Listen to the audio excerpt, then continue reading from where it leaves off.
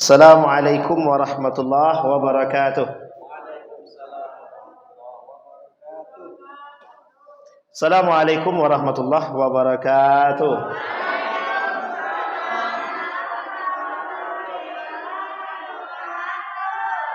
Alhamdulillahi rabbil alamin wa bihi nasta'inu ala umurid dunya waddin wassalatu wassalamu ala asyrafil anbiya'i wal mursalin wa ala alihi wa sahbihi ajma'in. Allahumma salli wa sallim wa barik ala hadzal nabiyil karim.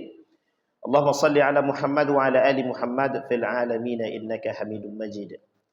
Ya ayuhan nasu taqu rabbakumul ladzi khalaqakum min nafsin wahidah wa khalaqa minha zawjaha wa batha minhuma rijalan katsiran wa nisaa'a wattaqullaha alladzi tasaaluna bihi wal arham innallaha kana 'alaikum raqiba. Puji syukur kehadirat Allah dengan mengucapkan alhamdulillahirabbil alamin, berselawat kepada Nabi dengan mengucapkan Allahumma shalli ala Muhammad wa ala ali Muhammad fil alamin innaka Hamidum Majid. Bapak Ibu sekalian yang berbahagia, mudah-mudahan Allah limpahkan keberkahan kepada kita semua, insyaallah yang hadir husnul khatimah. Amin ya rabbal alamin. Kemudian Bapak Ibu bersalawat kepada Nabi, mudah-mudahan dengan salawat ini kita masuk surga semua. Ada syafaatnya. Amin ya rabbal alamin. Baik Bapak Ibu sekalian yang berbahagia, kata Pak Ketua PCM-nya kepribadian Muhammadiyah. Saya kira mengajar orang Muhammadiyah ini susah juga ya, Bang. Masalah beratnya di situ memang. Baik Bapak Ibu sekalian yang berbahagia, materinya kepribadian Muhammadiyah. Ini beneran nih Ketua, tidak salah nih. Ya, ada misi-misi nampaknya nih. Jadi gini Bapak Ibu sekalian yang berbahagia, persoalan materi kepribadian pribadi atau kepribadian Muhammadiyah. Ada pertanyaan besar kepada kita sebagai orang-orang Muhammadiyah itu.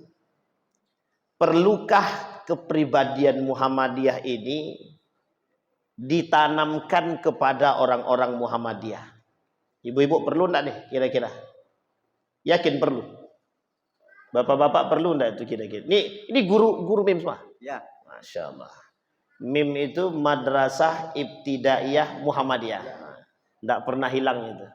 Daripada Masjid Al-Fida kan, Masjid Al-Fida dihapus Muhammadiyahnya, dicabut. Masjid Al-Fida hilang Muhammadiyahnya. Tapi sekarang udah balik lagi. Tenang, sekarang udah balik. Kemarin aja dicabut, sekarang udah balik lagi. Bapak Ibu sekalian yang berbahagia, beberapa waktu yang lalu Profesor Dr. Haidar Nasir itu bercerita, menyampaikan beberapa hal. Saya mengutip daripada pernyataan Prof. Haidar pada pertemuan beliau ketika berada di Malang, begitu juga ketika beliau berada di Yogyakarta Universitas Ahmad Dahlan. Kata Prof. Haidar itu, ada beberapa hal yang menjadi persoalan atau menjadi tantangan di Muhammadiyah itu sendiri. Kok kayaknya serius gitu ya. Salah satu tantangannya itu adalah tantangan ideologi Muhammadiyah di era modern. Mesti kalau berbicara ideologi Muhammadiyah, mesti yang tersirat dalam benak kita adalah manhaj Muhammadiyah kan? Dan kalau berbicara tentang manhaj Muhammadiyah di era globalisasi, di era modern, di era sekarang, kok ada yang mirip dengan Muhammadiyah. Dan ini ideologi yang sesungguhnya, kata dia.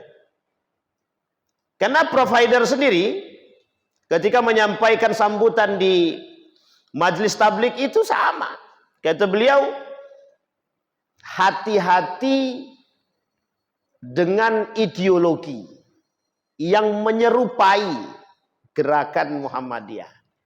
Pada hakikatnya ada perbedaan. Oh, ini penting Pak untuk disampaikan. Dan saya senang kali kalau seandainya malam pagi ini memang dikaji sama orang-orang Muhammadiyah. Kalau dikaji di luar Muhammadiyah sebenarnya nggak terlalu, biasa aja. Tapi kalau dikaji orang Muhammadiyah itu pentingnya minta ampun. Penting sangat.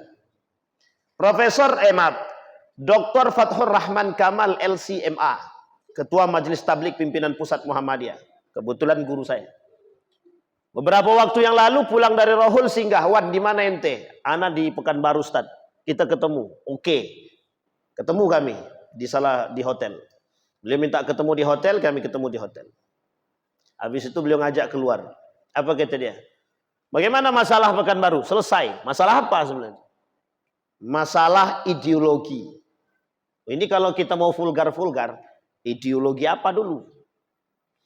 Masalah paham yang menyerupai Muhammadiyah. Tembak aja langsung, saya bilang. Tidak usah pakai bahasa basi Ustaz. Ya, gimana dengan teman-teman Salafi gitu. Oh itu masalah. Gitu. Bagi Muhammadiyah masalah. Oh, ini serius Pak. Ini baru kita berbicara tentang kepribadian Muhammadiyah. Tapi sebelum kita berbicara kepribadian Muhammadiyah, kita berbicara dulu pada aspek ini. Sebenarnya ngapain kita bicara tentang kepribadian Muhammadiyah kalau tidak ada tantangan? Masalah kita di ideologi, tantangan kita di situ. Apa tantangan Muhammadiyah hari ini? Banyak orang-orang yang non Muhammadiyah masuk ke Muhammadiyah. Apa tantangan lainnya? Tantangan lainnya adalah mereka tidak kenal dengan Muhammadiyah. Apa masalahnya? Mereka yang merusak Muhammadiyah di dalamnya. Dari segala sisi. Banyak orang yang ngambil kepentingan, ya jangan tersinggung. Itu saya kalau berbicara itu beginilah susahnya nih gitu. Sehingga mengapa guru di Muhammadiyah, karyawan Muhammadiyah atau orang-orang Muhammadiyah penting untuk memahami ideologi Muhammadiyah. Itu dia penting. Sehingga baru kita masuk kepada kepribadian Muhammadiyah. Secara ideologinya, karakternya, Islam berkemajuannya. Sehingga kita paham maksud daripada kepribadian Muhammadiyah. Kemudian kata Prof. Haidar itu, tantangan berat itu pada ideologi. Kalau ada yang bertanya begini, menurut Bapak Ibu, apa perbedaannya Muhammadiyah dengan Salafi? Ibu-ibu, apa bedanya Muhammadiyah dan Salafi? Secara ibadah. Secara ibadah, apa bedanya? Mazhab. Salafi tak mengakui mazhab. Tidak bermazhab. Beda-beda tipis lah dah. Satu. Harus dipahami Pak. Memang ini poin penting. Ada 10 perbedaan secara zahir antara kita dengan mereka itu. 10 jelas. Tapi kalau orang Muhammadiyah nggak paham, justru yang nanya nih orang Muhammadiyah. Ustaz, kita ini kan sama-sama Muhammad. Kita ini kan orang Muhammadiyah dengan mereka itu kan sama aja. Ibadahnya aja sama kan. Saya sebenarnya mau jawab di tempat, tapi itu harus butuh 2 SKS itu. Tapi kan karena ini penting Pak, Bu. Ada guru di salah satu sekolah Muhammadiyah. Jangan hanya di sekolah lah ya, universitas. Umri itu, berapa banyak itu manusianya itu yang masuk di situ. Justru di situ tantangan kita di situ. Mereka ketika berbicara Muhammadiyah, mereka nggak paham Muhammadiyah, nggak ngerti Muhammadiyah. Sehingga apa yang mau kita harapkan gitu? Nggak ada. Sebenarnya orang-orang yang tergabung di Muhammadiyah masuk dalam sekolah, karyawan, dan itu sebenarnya punya andil untuk sama-sama menghidupkan Muhammadiyah. Maka slogan pertama itu hidupilah Muhammadiyah, tapi kalau sekarang itu kita rubah sedikit. Hidupilah Muhammadiyah, tapi kalau Muhammadiyah nggak menghidupi karyawannya itu kacau itu. Benar itu. Dan slogan itu sudah baik. Sudah tidak salah. Artinya sama-sama punya tanggung jawab. Loh, kalau Muhammadiyah tidak punya tanggung jawab kepada karyawan itu salah juga kan. Kalau Muhammadiyah tidak punya, nggak bisa kita mengharapkan keikhlasan orang tapi kita sendiri nggak ikhlas tuh nggak bisa. Makanya yang dimaksud oleh beliau itu hidupilah Muhammadiyah itu, tapi jangan cari kehidupan di Muhammadiyah. Maksudnya adalah Muhammadiyah ini bukan ladang mencari dunia, tapi ladang perjuangan. Nah, orang yang betul-betul mencari nilai perjuangan mesti dapat apa yang dia cari, mesti dapat. Jadi jangan pikirkan maksudnya, jangan pikirkan dunia. Dunia itu datang kalau orang pikirkan akhirat itu. Dan bukan berarti mereka melepas tangan, tidak.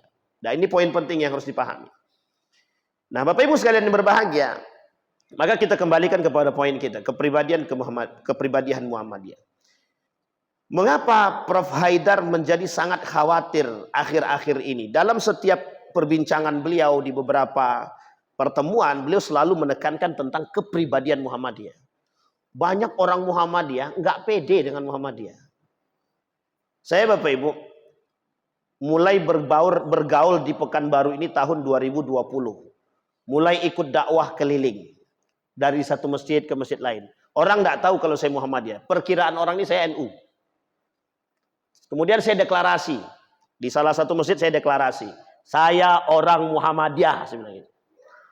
Kenapa saya berani bangga dengan Muhammadiyah? Hari ini yang bisa menjadi poin untuk menyatukan umat itu cuma Muhammadiyah. Kenapa saya bangga dengan Muhammadiyah? Yang bisa menyatukan umat itu sekarang cuma Muhammadiyah. Salafi, dia bangga dengan diri dia sendiri. NU begitu juga. Nah kedua-dua ini berkelahi. Yang tengah-tengah siapa? Muhammadiyah. Uniknya kita nggak bisa mengambil manfaat di situ. Coba kita gandeng dua-duanya. Kita dapat manfaat kan dari dua-duanya kan? Kan lumayan. Tapi kita begitu. Makanya saya bilang, Muhammadiyah adalah salah satu lembaga atau organisasi gerakan Islam, organisasi Islam yang hari ini bisa menyambut baik kedatangan modern. NU baru-baru ini mulai terasa. Salafi menolak. Salafi itu menolak. Cuma menolak modernisasi, tapi pakai HP tak tolak. Itu aja. Benar. Dengan media mereka kenceng banget dengan media itu. Tapi kalau ditanya bagaimana tentang perkembangan modern itu, mereka kembali kepada khitah mereka. Tidak mau tahu dia. Jadi tidak mau tahu dengan urusan-urusan begitu itu. Bitcoin tanya dengan teman-teman Salafi, nggak mau jawab dia. Persoalan AC Muhammadiyah nggak mau jawab. Karena nggak ada istilah AC itu nggak ada. Kita orang Muhammadiyah sudah punya Gojek, punya ojek gitu kan. Gojek Muhammadiyah misalkan, apa namanya itu? Lupa saya. Apa namanya nih? Lupa juga saya. Pokoknya carilah di Google ada tuh. Saya lupa tuh. Muhammadiyah kan melihat perkembangan. Oh mereka nggak mau Pak, mereka nggak mau. Begitu juga. NU itu baru punya universitas sekarang. Baru beberapa tahun belakangan ini. NU punya universitas yang mulai mereka bangun seperti Muhammadiyah. Baru. Rumah sakit mereka baru mau bangun. Sekolah-sekolah yang sifatnya modern baru mereka bangun. Kalau enggak ada Pak. Berarti Muhammadiyah sudah memulai lebih dahulu. Pertanyaannya, mengapa kita tidak bangga dengan Muhammadiyah? Itu saja. Mengapa kita kok ragu mengatakan kalau kami ini orang Muhammadiyah gitu. Sehingga yang tahlil ya tahlil juga lah kan gitu. Ustaz, aku tahlilan Ustaz di rumahku karena menghargai ya wes, boten napa-napa. Ya enggak apa-apa, kan begitu. Ustaz, tapi ane ikut kendurian, ya udah. Ustaz, anak kunutan, anak yang imam, anak yang kunut gitu. Ya gimana? Karena kita nggak pernah bangga dengan Muhammadiyah. Yang kedua, orang Muhammadiyah sendiri meragukan kebenaran Muhammadiyah. Oh ini saya temukan ini. Sebenarnya Muhammadiyah ini mazhabnya apa sih? Ini salah, itu salah, nggak cocok.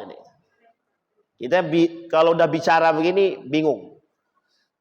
Itu tengok teman-teman sana katanya. Nggak ada yang anti musik. Tiba-tiba Muhammadiyah bukankan musik lagi. Lengkap ada semua alatnya, ada gitar, ada musik, main musik pula lagi Muhammadiyah itu.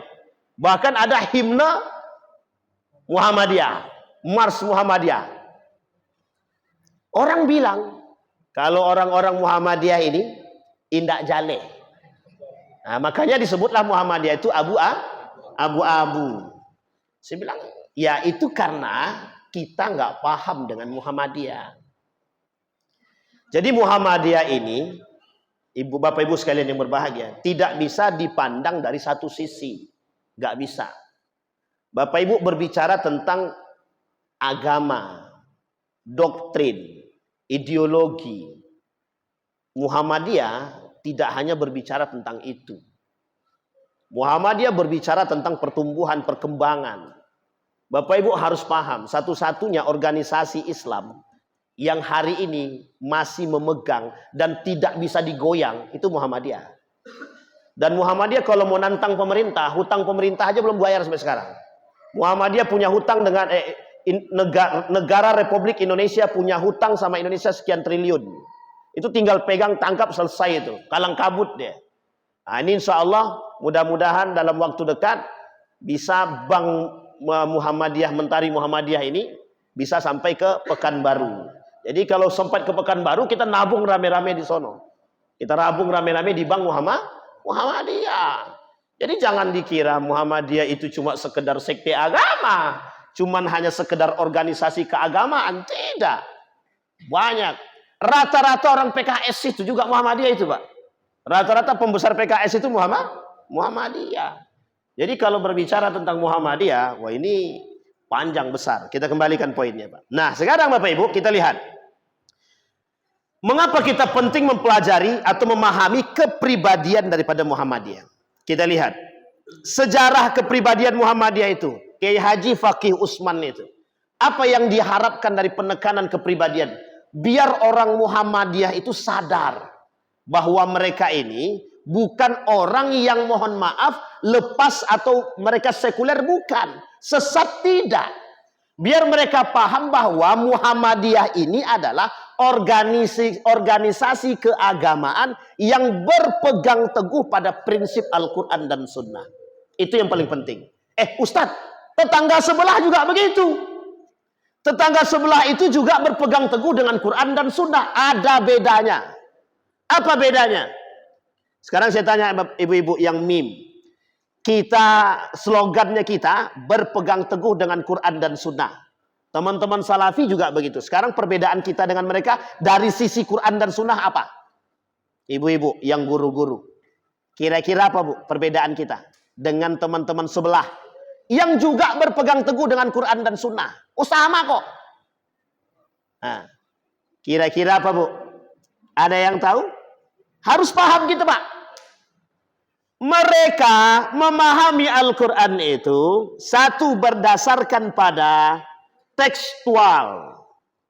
Yang kedua, tafsir ulama-ulama mereka.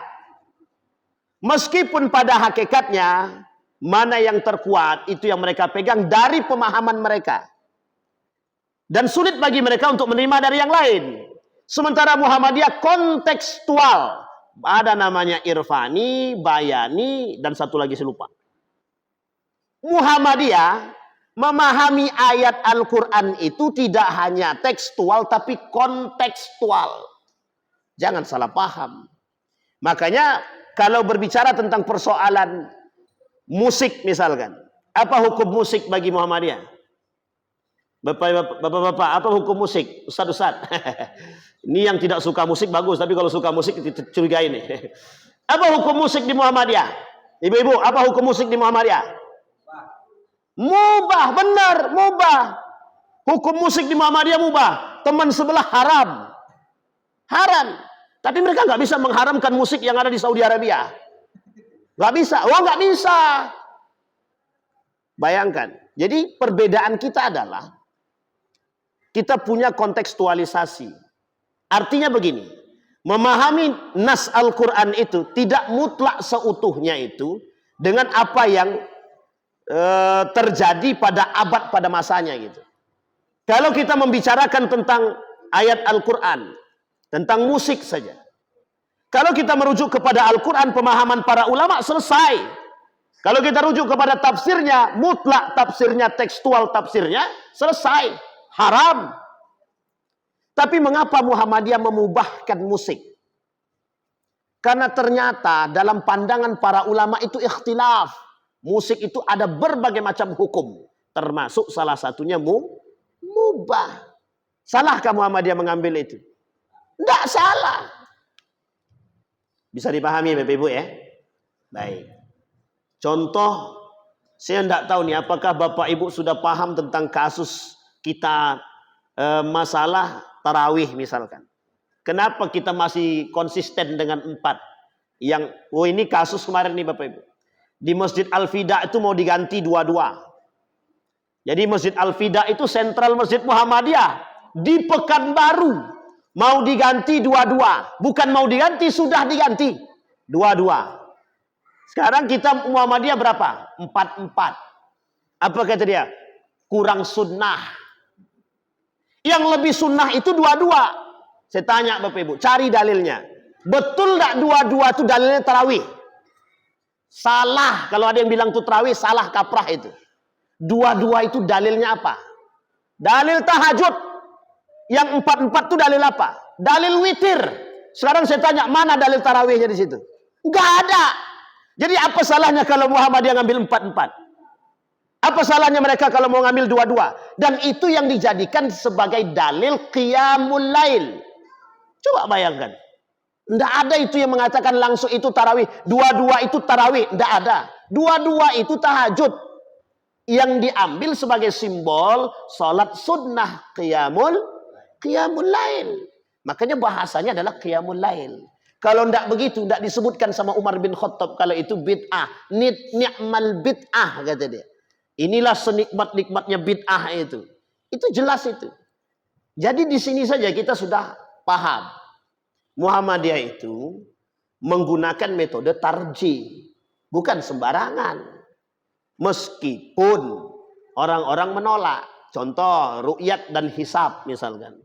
Mereka mengolok-olok Muhammadiyah pakai hisab, kata dia. Tapi yang paling tepat itu, mohon maaf, dari hasil pengamalan yang paling tepat yang mana? Hisab atau ru'yat? Secara perhitungan yang paling banyak dipakai itu ru'yat atau hisab? Hisab. Kalau ru'yat setiap bulan harus ditengok. Mana ada pemerintah mau tengok setiap bulan?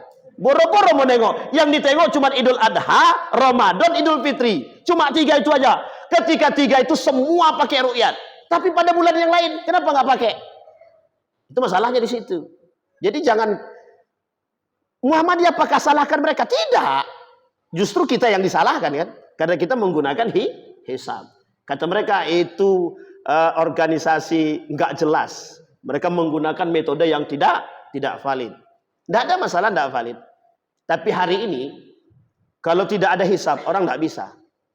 Mau tidak mau. Termasuk perkembangan dan pertumbuhan zaman, orang hari ini pasti akan menggunakan hisab. Itu pasti. Setidaknya dia akan kolaborasi hisab dan ru'yah. Mesti itu. Kalau tidak bisa dia. Nah, bisa dipahami Bapak Ibu ya. Itu persoalan. Nah, maka kata Kiai Haji Fakih Usman itu, persoalan kepribadian Muhammadiyah wajib harus ditanamkan dalam diri umat Muhammadiyah itu, orang-orang Muhammadiyah, agar mereka paham bahwa mereka pede bermuhammadiyah. Karena memang banyak orang-orang Muhammadiyah yang nggak pede dengan Muhammadiyah itu banyak sekali. Nah, kemudian Bapak Ibu sekalian yang berbahagia, persoalan pengertian dan sejarah kepribadian tadi sudah dirumuskan oleh para ulama ketika di Ponorogo dalam sidang Tanwir itu 1962. Kemudian dilanjutkan pada Muktamar Muhammadiyah ke-35 di Jakarta dan lain sebagainya. Kita lihat fungsi dan hakikat kepribadian Muhammadiyah itu. Selalu diingatkan oleh Prof. Haidar dalam beberapa forum. Apa kata dia? Sebagai landasan, pedoman dan pegangan setiap gerak Muhammadiyah menuju cita-cita terwujudnya masyarakat utama, adil, makmur yang diridhoi oleh Allah. Maka kalau kita berbicara sebenarnya Muhammadiyah adalah gerakan abu-abu, itu kadang kita bingung. Itu yang ngomong, kalau orang Muhammadiyah yang ngomong, itu berarti dia tak paham Muhammadiyah. Orang luar yang ngomong, ya wajar, karena memang mereka bukan orang Muhammadiyah. Yang menyakitkan itu orang Muhammadiyah sudah tak paham, dia pula yang merusak Muhammadiyah. Itu yang lebih parah lagi itu. Jadi memang banyak. Apalagi mohon maaf nih, orang Muhammadiyah yang terafiliasi. Ini orang Muhammadiyah ya. Ini saya kasih kasus nyata. Kadang bingung kita. Tahu Bapak Ibu Masjid Abu Bakar Siddiq itu? Itu namanya orang Muhammadiyah yang terafiliasi namanya. Jadi terafiliasi ke Salafi. Sebenarnya tidak ada masalah Bapak Ibu. Kita ini tidak punya masalah dengan siapapun, tidak punya masalah. Dengan Muhammad NU kita tidak punya masalah. Sangat tidak punya masalah. Dengan teman-teman Salafi kita tidak punya masalah. Bahkan secara ibadah kita punya banyak kesamaan dengan mereka. Cuma masalah kita satu aja. tolong kami jangan dirusak. Itu aja. Tolong kita jangan dirusak. Nggak usah mengkafirkan, menyesatkan, nggak usah. Apalagi ketika Ustadz Adi Hidayat dikafirkan. Ustadz Adi Hidayat itu dihalalkan darahnya untuk dibunuh. Kan kacau itu. Pertanyaannya, mereka sudah menjadi panitia masuk surga gitu loh. Kan kacau itu, Pak. Nggak, kita bicara ini, Bapak Ibu kalau kemarin datang di acara AIK, Al-Islam dan Kemuhammadiyahan yang ada di Universitas Muhammadiyah Riau, yang langsung diisi oleh ketua Majelis Tabligh pimpinan pusat Muhammadiyah, itu lebih parah lagi. Dan beliau kata banyak orang Muhammadiyah yang terafiliasi justru merusak gitu ya.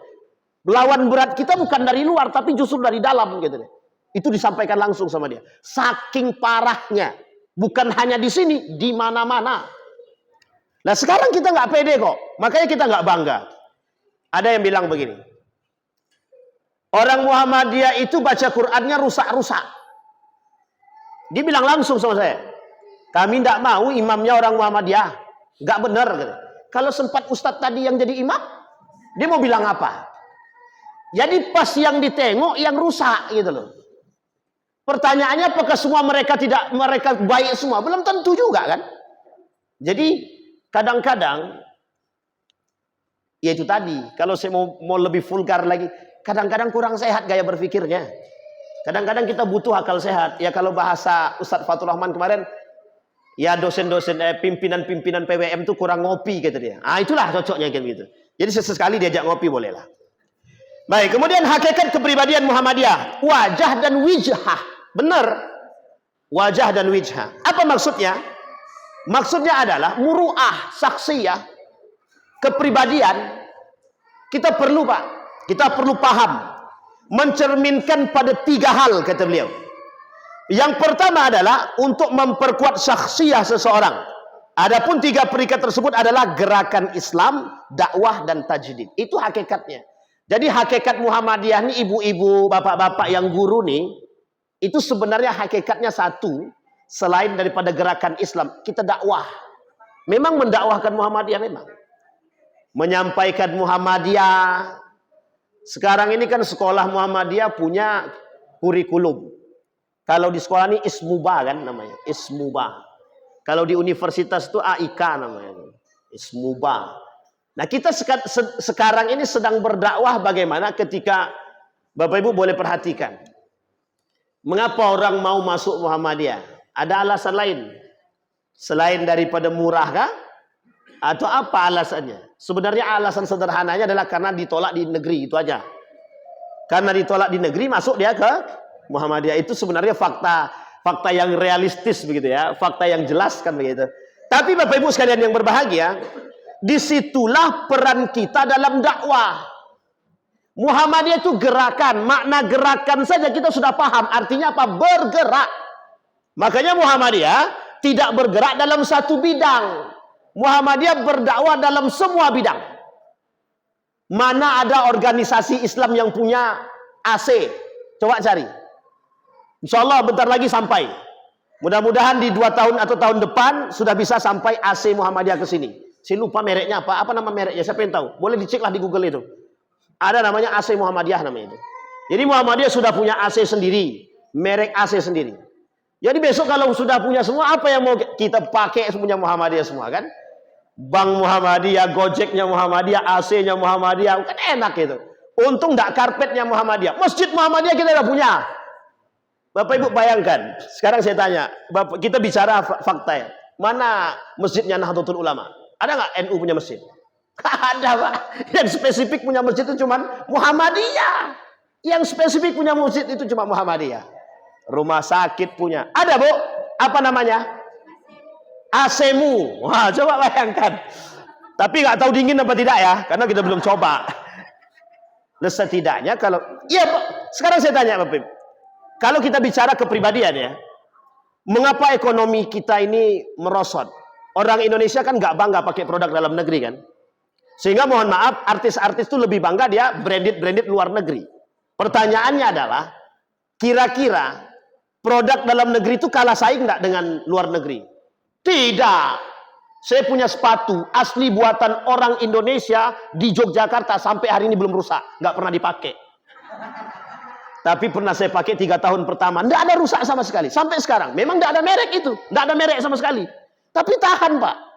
Artinya adalah, itu bukan persoalan kuat atau tidak kuatnya. Persoalannya kita bangga dengan kepribadian kita atau tidak. Saksiyah. Itu yang disebut dengan saksiyah. Sama. Orang Muhammadiyah yang menjelek-jelekkan Muhammadiyah, berarti dia nggak punya kepribadian Muhammadiyah. Kita boleh tanya dengan para pendiri. Ani atuk yang tua. Tuk, kalau kira-kira sudah tidak ada lagi orang yang bergerak di Muhammadiyah PCM Rumbai, kira-kira tuh sakit hati nggak tuh? Sakit hati. Itu tidak bisa dipungkiri karena mereka merasa memiliki. Coba bayangkan.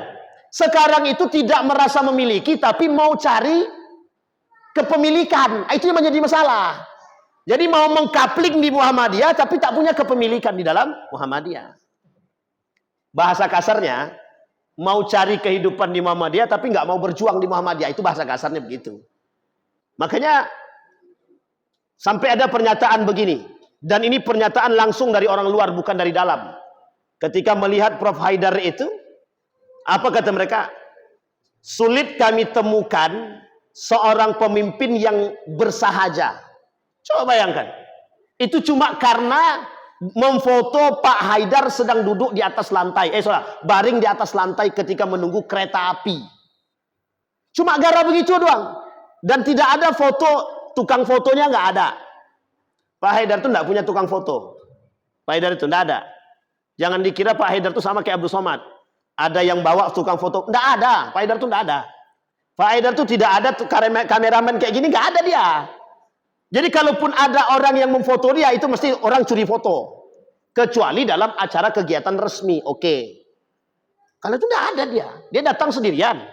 Naik pesawat sendirian. Tidak ada tukang foto. Itu ketua pimpinan pusat Muhammadiyah. Ketua majelis tablik itu. Ustaz Fathur Rahman Kamal itu. Datang sendiri, jemput sendiri. Masuk hotel, ditawarin. Pilih hotel mana? Mau hotel Pangeran atau hotel yang mana? Dipilihnya hotel dekat bandara yang cukup 1 badan saja. Kan cuman bentar, buang-buang duit gitu dia. Kalau kita, mending kita pilih yang agak-agak bagus dikit kan begitu. Ya dikit lah, kalaupun nggak Pangeran kan begitu. Ini kepribadian Bapak Ibu, saksi. Jadi orang itu berjuang. Kalau nggak berjuang, Bapak Ibu, saya paham betul. Ketika Ustadz Alfian Darmawan itu, memperjuangkan Universitas Muhammadiyah Yogyakarta itu bersama meminta dasarnya kepada anggota Dewan DPR RI pada masanya. Coba bayangkan itu. Dan itu mereka memperjuangkan UMY itu susahnya bukan main. Harusnya dapat tanah yang luas, tapi mohon maaf ya, kita ini harus berjuang betulan. Nah sekarang kita lihat matan teks daripada kepribadian Muhammadiyah. Apa sih sebenarnya Muhammadiyah itu gerakan? Itu sudah paham Bapak Ibu semua, gerakan Islam. Nah poinnya adalah amar ma'ruf nahi mungkar. Sekarang pertanyaannya, amar ma'ruf nahi mungkar itu dakwah atau tidak? Wal takum minkum ummatun yad'una ilal khair wa ya'muruna bil ma'ruf wa yanhauna 'anil munkar. Jelas, Pak. Jelas. Muhammadiyah gerakannya nahi mungkar. Kalau orang bilang, kenapa Muhammadiyah tidak menggusur? Kenapa Muhammadiyah tidak seperti FPI yang turun gerebek pergi ke tempat maksiat, gerebek gitu ya, langsung di. Nggak, Muhammadiyah nggak mau begitu dia. Pertanyaannya, mengapa Muhammadiyah tidak seperti itu? Nah, ini poin pentingnya di situ. Karena Muhammadiyah punya prinsip berdakwah itu tidak hanya dengan kekerasan, tapi dengan sikap tegas dan perbuatan. Itulah istilah nanti disebut dengan ad-dakwah bil hal namanya. Jadi Muhammadiyah lebih mengedepankan dakwah dengan hal. Dakwah bil hal itu bagaimana? Kita yang berbuat, orang lain mencontoh. Sehingga contohnya yang nyata itu dakwah bil hal itu adalah itu tadi, AC-mu tadi. Itu salah satu bentuknya. Oh, Muhammadiyah ya yang punya. Akhirnya kan orang beli juga AC-mu. Setidaknya yang paling penting ya tidak. Kalaupun orang lain tidak membeli AC kita, ya kita yang beli AC-nya kan begitu. Bapak Ibu lihat ya. Saya bersama Prof. Hilman Latif, Dirjen Haji dan Umroh pada saat itu, selama hampir lebih kurang 7 tahun. Itu pendapatan zakat infak sodakoh daripada Muhammadiyah itu per tahun bisa sampai 3 triliun. Itu dari anggota Muhammadiyah. Kira-kira pemerintah goyang nggak tuh? 3 triliun. Kalau nggak goyang, kacau pemerintah. Makanya jangan coba-coba digertak. Sekali digertak, ditarik 15 triliun, pemerintahnya yang goyang.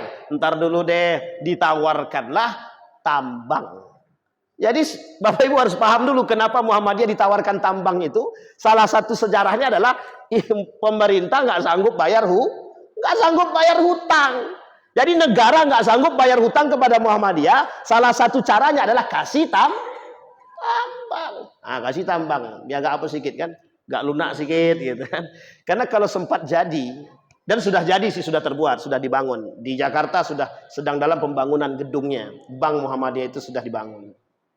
Dulu Pak, cara Ustadz Dr. Anwar Abbas menggertak pemerintah itu dengan itu. Pokoknya semua duit aset Muhammadiyah yang ada di Bank Mandiri, di bank-bank negara, tarik. Ketika dengar itu tarik, goyang langsung. Mulailah Pak Jokowi merapat, panggil Pak Haidar. Jangan gitulah, ntar kita coba bicarakan bersama. Begitulah bahasanya. Jadi goyang. Ini dalam sisi lain. Baik, maka salah satu gerakan yang dilakukan oleh Muhammadiyah itu amar ma'ruf nahi mungkarnya dengan dakwah bil hal. Makanya enggak mau dia gerasak gerusuk tuh, enggak mau dia. Langsung sup tuh enggak mau dia. Dia tenang, slow but sure. Contohnya yaitu tadi.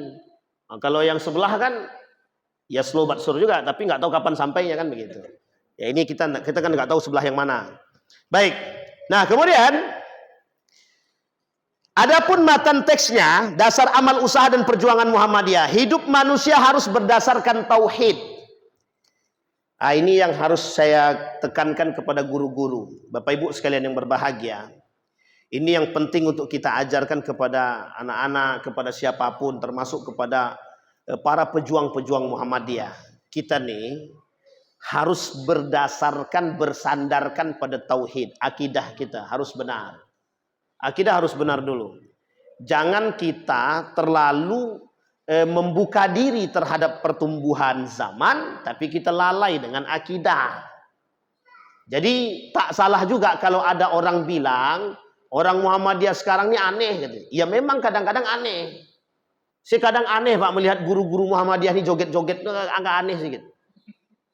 Ibu-ibu pula lagi kan, joget-joget ya kan. Meskipun sebenarnya susah juga untuk dikatakan kan begitu. Baik, ibadah dan taat kepada Allah. Hidup manusia harus bermanfaat. Itu benar, jelas. Dan itu yang diharapkan. Mematuhi ajaran-ajaran agama Islam. Ini tolong. Ya, kalau kepribadian Muhammadiyah itu jelas pada asasnya begitu. Dan kalau sempat ada guru Muhammadiyah yang tidak sholat kan kita curiga itu. Kalau ada guru Muhammadiyah nggak sholat itu curiga. Tapi mesti ada itu. Mesti ada. Maksudnya ya sebaik-baiknya orang kan, mesti di antara 100 orang yang baik, pasti ada satu penjahatnya kan. Gitu.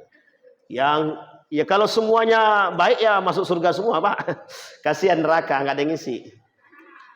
Baik, itu yang pertama. Yang ketiga. Menegakkan dan menjunjung tinggi agama Islam dalam masyarakat. Di sini peran kita Pak, memasukkan nilai-nilai Muhammadiyah sedikit demi sedikit. Sedikit demi sedikit.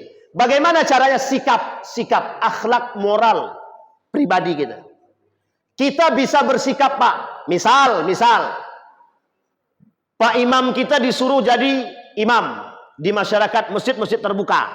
Ya Pak imam bisa katakan itu sikap. Maaf, aku kalau sholat subuh tak pakai kunut. Kami orang Muhammadiyah, bangga saja. Oh ya udah enggak apa-apa. Kami mau tahu pula. Kan peluang tuh Pak kalau begitu. Masuk. Diajak kenduri, maaf, kalau makannya mau, kalau duduknya enggak mau, kata dia kan. Ini ada juga yang begitu tuh. Ada kemarin itu begitu. Ustaz, gimana nih Ustaz? Anak dilema ini, katanya. Dilema satu sisi mereka itu 3 harian orang meninggal, tapi di samping rumah nih anak kalau nggak datang anak nggak enak, kalau datang anak nggak enak sama Muhammadiyah, kata dia. Ada caranya. Apa caranya? Pasang niat. Ya Allah, aku datang sana untuk makan aja. Kan kacau. Datang untuk makan aja. Astagfirullahaladzim. Kalau bisa dihindari, hindarilah. Tapi Muhammadiyah sangat fleksibel. Tidak ada masalah kita datang. Kan kita datang menghargai tetangga boleh Kak? Tidak ada masalah. Dan kita tidak mengaminkan perbuatan kok. Kita hanya menghargai orang. Tidak ada masalah. Kecuali, ada kecualinya. Sesuatu yang Ada sesuatu yang salah. Contoh, Ustaz, di Muhammadiyah itu ada enggak maulid Nabi? Ada enggak Bapak Ibu maulid Nabi di Muhammadiyah? Ada enggak maulid Nabi? Maulid Nabi ada enggak di Muhammadiyah? Muhammadiyah memahami maulid Nabi itu tradisi. Muhammadiyah memahami maulid Nabi adalah tradisi. Tradisi pertanyaannya, kalau baik boleh enggak dilakukan? Begitu cara pandang Muhammadiyah. Maka Muhammadiyah tidak memandang maulid Nabi itu sebagai ibadah konkret, tidak. Makanya kalau dalam pandangan teman-teman Salafi, mereka katakan maulid Nabi itu bid'ah, dolalah, sesat. Tapi di Muhammadiyah tidak. Muhammadiyah memandang, kata Muhammadiyah, ini tradisi. Kalau tradisi itu ada dua. Kalau dia buruk, silakan ditinggalkan. Kalau dia baik, yang mau melakukan silakan, enggak juga enggak ada masalah. Tapi, ada tapinya. Ada tapinya. Harus sesuai dengan manhaj Muhammadiyah. Sebenarnya lebih tepat adalah dzikra ayyami Rasulullah sallallahu alaihi wasallam. Jadi mengingat kepribadian baginda Nabi saja. Tidak ada peringatan. Nah, itu kalau masalah peringatan sebenarnya sama saja. Orang Salafi dia mau anti sekali dengan pokoknya kami nggak mau peringatan Maulid Nabi. Dia nggak mau peringatan Maulid Nabi.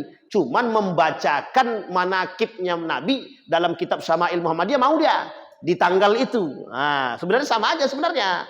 Cuma bedanya bahasa saja. Nah, jadi Muhammadiyah tidak menolak itu secara utuh gitu. Artinya menolak mental-mentah mengatakan itu haram tidak. Muhammadiyah tidak mengatakan menolak mentah-mentah ini haram tidak. Tapi Muhammadiyah lebih sangat jarang melakukannya. Baru-baru ini kok mulai nampaknya Muhammadiyah mulai berbuat baik dari pusat maupun sampai ke daerah. Kemarin Maulid Nabi, bukan Maulid Nabi, peringatan kelahiran Nabi di pusat Muhammadiyah. Ya, karena memang dalam tradisi itu Profesor Dr. Haji Yonar Ilyas ketika ditanya bagaimana pandangan Prof, itu tradisi. Tradisi itu Muhammadiyah tidak menolak tradisi yang baik. Jangan salah Bapak Ibu ya, Muhammadiyah tidak pernah menolak tradisi yang baik. Salah satu tradisi yang baik itu adalah pakaian lokal kita, kearifan lokal yang dipandang sebagai suatu tradisi. Batik. Makanya orang bicara Muhammadiyah itu akan bicara kalau pakai batik ini mesti orang Muhammadiyah nih. Kalau pakai jubah orang sebelah tuh. Kalau pakai kain sarung, tenang ketua, tenang. Saya tak sindir ketua ya. Saya tak sindir ketua, tak sindir Ustaz ya tadi ya. Tapi begitu, pandangan sementara begitu. Atau cuma kalau peci merah nggak ada Ustaz. Sekarang nggak ada. Kalau pakai batik mesti Muhammadiyah. Kalau pakai sarung mesti NU. Kalau pakai jubah mesti teman-teman Salafi. Begitu corak pandangnya sekarang. Yang membuat siapa? Karena keseringan memakai pakaian batik itu menunjukkan bahwa Muhammadiyah tidak anti terhadap kearifan lokal. Itu harus dipahami. Dulu isunya kan Muhammadiyah ini membawa ajaran baru satu. Yang kedua, keluar daripada kebiasaan masyarakat.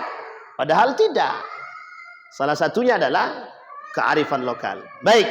Yang kelima, kepribadian Muhammadiyah dalam perjuangan Muhammadiyah itu adalah satu. Muhammadiyah tidak taklid tapi ittiba. Dan ini perlu dipahami. Kita tidak taklid tapi ittiba. Taklid itu dalam pandangan teman-teman Nahdlatul Ulama itu penting. Tapi bagi Salafi no taklid. Muhammadiyah tidak taklid tapi ittiba. Ittiba itu karena merujuk kepada ittiba'u Rasulullah sallallahu alaihi wasallam. Kita mengikuti. Kenapa kalimatnya ittiba tidak taklid? Karena taklid ini ada sandarannya, ada dua. Ada orang taklid buta, at-taklidul a'ma, ada orang yang taklid hanya mengikuti tapi memang mempelajari. Nah, kita yang mempelajari itu mengikuti dan mempelajari itu disebut dengan ittiba. Kita tidak mengikuti buta. Kenapa begitu? Karena kita punya tradisi mempelajari tarjih, HPT, tafsir tanwir dan yang lain. Ini masuk dalam kategori pembelajaran sehingga disebut dengan ittiba yang harus dipahami. Jadi Bapak Ibu sekalian yang berbahagia, kita ini ittiba. Mengittiba ke siapa kita?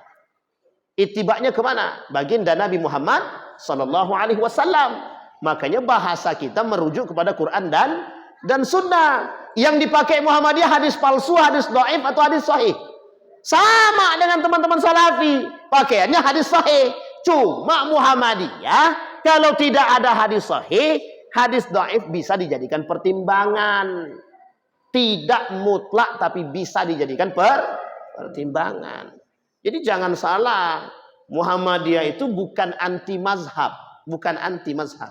Muhammadiyah mengambil mana di antara mazhab-mazhab itu yang terkuat mana. Makanya kenapa Muhammadiyah itu mengambil yang terkuat. Nah, yang terkuat itu ittiba. Ittiba sunnatin Nabi sallallahu alaihi wasallam, mengikuti sunnah Nabi yang paling aman. Kalau pada konteks ini kita sama dengan teman-teman salafi. Teman salafi menggunakan hadis sahih, tujuannya adalah mencari aman. Muhammadiyah pada konteks ini juga sama, mencari aman. Kita nggak berani juga Pak, pakai hadis yang mohon maaf hadis lemah. Kita nggak berani juga Muhammadiyah, karena kita mengambil cari aman. Karena beribadah ini mana yang aman, mana yang nyaman. Kalau nyamannya, kalau dengan hadisnya lemah ke bawah, itu nggak ada nyaman-nyamannya, sehingga nggak dipakai gitu loh. Bisa dipahami Bapak Ibu ya? Maka Muhammadiyah lebih kental begitu. Nah, jangan salah, kita butuh itu. Melancarkan amal usaha perjuangan dan ketertiban organisasi. Ini adalah ladang perjuangan khusus bagi kita orang-orang Muhammadiyah. Ya berdakwah itu tidak usah pandang bulu lah. Kalau bisa, kita akan hidup di Muhammadiyah ini. Kalaupun kita mencari, mohon maaf ya, kalaupun kita mencari kehidupan, ya diimbangilah dengan perjuangan. Diimbangi dengan perjuangan. Yang saya sesalkan adalah teman-teman yang terafiliasi dengan salafi itu. Kita mohon maaf Bapak Ibu, mohon maaf, saya sampaikan apa adanya. Muhammadiyah sama sekali tidak memusuhi siapapun. Orang NU mau jadi guru di Muhammadiyah, asal dia mau ngikuti Muhammadiyah selesai. Orang salafi mau jadi guru, dosen di Muhammadiyah silahkan. Yang penting mau mengikuti. Tapi setidaknya imbangi dengan perjuangan. Salahkah kalau Muhammadiyah punya syarat? Enggak salah, ini organisasi. Perbedaan kita di antara lain, sekian banyak perbedaan kita dengan teman-teman salafi. Salafi itu sekte. Sementara Muhammadiyah ini gerakan organisasi. Gerakan organisasi itu struktural. Harus ada persyaratan yang harus dipahami dan dipenuhi. Jadi jangan salahkan, masuk Muhammadiyah udah kayak mazhab baru, agama baru katanya. Pakainya KTA, kartu tanda anggota. Kalau enggak mau enggak usah masuk, selesai. Ngapain rempong-rempong? Tapi kami butuh, itu masalahnya. Gara-gara kita butuh, kita sudah masuk kita salahkan. Bahkan banyak Pak orang-orang yang minta itu, Ustaz bisa enggak tolong masukkan kami ke Muhammadiyah? Mau ngapain? Mau minta rekomendasi untuk apa? Jadi pembimbing haji. Ente sudah berapa lama di Muhammadiyah? Aku bukan orang Muhammadiyah, minta tempat lain, saya bilang itu. Serius Pak. Cuma memanfaatkan saja. Dan itu sudah biasa. Di Muhammadiyah kan sudah biasa begitu. Dimanfaatin orang biasa itu. Memang udah bawaannya begitu memang. Ya, karena kan kita bermanfaat, ya, kita bermanfaat untuk orang lain. Makanya Bapak Ibu, sebenarnya tidak ada alasan bagi kita untuk tidak bangga bermuhammadiyah. Jujur Pak, Bapak Ibu, saya kasih tidak ada alasan bagi kita untuk tidak bangga bermuhammadiyah itu. Dari berbagai macam aspek. Ustadz, kalau kita lihat Ustadz, hari ini tidak ada ulama Muhammadiyah yang seperti ulama-ulama sebelah yang kokoh dengan ada yang hadis sahih, nggak penting, nggak usah. Kita nggak usah berantem dengan begituan, nggak capek-capek. Yang penting kita sekarang ini ngajak orang ke masjid itu udah susah aja. Jamaah tablik aja, keliling-keliling, ngajak orang ke masjid, itu dari 10 paling 1 orang yang masuk. Ini sudah kerjaan kita cuma berantem, masjid kosong. Nggak ada yang sholat. Gitu. Kerjaan kita cuma berantem aja Pak. Saya jujur Pak, termasuk orang yang mohon maaf, ini kita kasih contoh ya. Saya kasih contoh real fakta ini. Kemarin itu ada perdebatan antara tokoh NU, kita anggaplah mungkin dari sisi, nggak tahu apakah dia mewakili NU atau bukan, mudah-mudahan bukan mewakili NU lah, tapi anggaplah dari dai muda yang mungkin dekat, lebih condong ke sana gitu. Yang kedua, lawan debatnya adalah orang-orang dari teman-teman Salafi. Uniknya, tahu Harry Pras kan, Bapak Ibu ya? Tahu Harry Pras, yang pernah nonton? Tahu ya? Uniknya, orang ini diadu sama Harry Pras. Harry Pras ngambil untung dari situ, Pak. Yang tadinya pengikut dia sedikit, gara-gara ada debat antara dua ulama, antara Salafi dengan dai muda. Akhirnya untung dia, Pak. Dapat duit dia. Kita yang diadu, dia dapat untung. Astagfirullahaladzim. Jadi orang sekarang ini sudah nggak fair. Maka kalau Muhammadiyah ikut, kita justru bodoh kita, Pak. Terjebak dalam, mohon maaf, terjebak dalam kebodohan. Kita jangan mau diadu kita. Makanya Muhammadiyah, pembuktian Muhammadiyah itu dengan gerak, dengan sikap. Itu yang disebut dengan dakwah bilhal tadi. Makanya Muhammadiyah nggak mau dia kalau disuruh debat-debat gitu, malas. Nanti orang bilang, Allah nggak ada kok ulama-ulama Muhammadiyah yang jos, yang kredibel, yang bagus tuh nggak ada. Bukan nggak ada, nggak mau kami berdebat, capek. Ujung-ujungnya kan cuma satu saja, menang kalah. Oh, si fulan menang, ini kalah. Sekarang ditambah lagi dengan, mohon maaf, modelnya sudah ada media. Tujuannya apa? Ya itu tadi, mengalahkan, membenarkan. Ujung-ujungnya adalah, nah ini namanya sindiran namanya. Ini sudah pakai mic luar nampaknya nih, mic luar. Nggak apa-apa ketua, biar aja. Maksud saya di sindiran biar cepat selesai gitu maksudnya. Oke. Dari duduknya di situ pindah ke sini itu tandanya biar cepat selesai. Ini begini saya kalau tak suruh berhenti memang tak berhenti nih. Baik Bapak Ibu ya. Sedikit lagi ketua, sedikit lagi. Sabar sedikit aja. Baik, ya Bapak Ibu ya. Baik. Nah, kemudian sifat Muhammadiyah, beramal dan berjuang. Nah, ini tolong Bapak Ibu semua. Ya ini aja ketua, insya Allah 2 slide lagi selesai. Beramal dan berjuang untuk perdamaian dan kesejahteraan. Ya kalaupun ada orang-orang yang memiliki jiwa tidak pejuang tuh manusiawi lah. Karena memang dalam satu kelompok tuh tidak mungkin semuanya pejuang tuh tidak mungkin. Tapi kalau semuanya tidak pejuang itu yang kita curigai. Gitu. Sampai kok nggak ada lagi yang berjuang begitu. Artinya kita harus punya sifat sikap pejuang, nilai. Yang hilang itu. Di era global ini yang hilang dari umat muslim itu adalah sifat pejuang. Kita Muhammadiyah punya sifat itu. Memperbanyak kawan dan mengamalkan ukhuwah Islamiyah. Itu yang tadi kita sampaikan. Muhammadiyah nggak mau berkelahi, Pak, capek. Muhammadiyah nggak mau berdebat, nggak mau berseteru, nggak mau. Muhammadiyah maunya bersahabat. Cuma kalau mereka merusak kita, masa kita diam? Kan nggak mungkin. Kayak Masjid Al-Fida itu, kita mau berkawan dengan mereka. Cuma pelang Muhammadiyahnya dicabut, kan begitu. Kemudian SK, dia bilang kami tidak butuh SK dari Muhammadiyah, kami butuhnya SK dari Tuhan. Itu udah syirik banget itu. Nah, coba bayangkan tuh Masjid Al-Fida itu. Masjid Al-Fida, kiri kanannya, bayangkan ya, Masjid Al-Fida, kiri kanannya, sebelah kanannya adalah, sebelah kirinya PWN, sebelah kanannya PDN. Lah PDN, PWN, tengah-tengahnya ada orang asing. Kan lucu. Kita mau berkawan, Pak. Kita ajak dia berkawan. Bapak kalau mau tetap jadi ketua Masjid Al-Fida, silahkan. Pelang Muhammadiyah, masukkan lagi. Lambang Muhammadiyah, pasang lagi. Bapak tinggal satu saja, Bapak buat KTA Muhammadiyah. Dan berkomunikasilah dengan Majelis Tablik dan Tarjih. Apa jawabannya? Aku mana mau begitu, gengsi lah. Nggak mau dia. Ya udah kita lawan. Kalau kita pula diinjak di tempat kan sakit kita. Bodoh kita mau diinjak orang. Akhirnya apa? Kita usir. Bukan kita usir, kita kudeta. Saya bilang sama Bang Jabar, kalau tidak Bang Jabar kudeta, saya keluar dari Muhammadiyah. Akhirnya dikudeta sama dia. Artinya diganti kepengurusan. Akhirnya apa yang terjadi? Mau diambilnya karpetnya, mau diambilnya AC-nya, yang hasil wakaf. Coba bayangkan udahlah itu cukuplah pribadi saya lah itu. Coba bayangkan. Kita kan nggak mau, kita tarik kok, kita ajak berkawan, kita ajak dia. Tapi tolong yang namanya organisasi juga dihargai gitu loh. Bapak Ibu, begitu juga kita yang di dalam juga yang menghargai. Lah kalau kita yang di dalam justru yang merusak, berarti kan kita nggak menghargai organisasi. Itu perjuangan. Lapang dada, luas pandangan dengan memegang teguh ajaran Islam, itulah identik Muhammadiyah. Makanya Bapak Ibu, kalau Muhammadiyah ini tidak berpegang teguh dengan ajaran Islam yang baik, tidak sampai Pak, tidak sampai kita ke Australia, tidak sampai kita ke Malaysia, tidak sampai kita ke Belanda, ke Amerika, tidak sampai.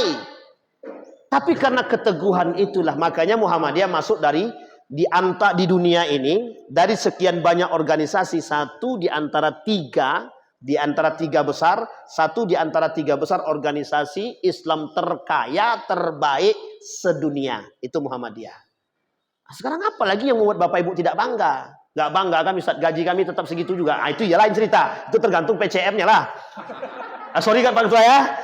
Baik, sifat keagamaan dan kemasyarakatan. Mengindahkan segala hukum, undang-undang, peraturan, serta dasar negara yang sah.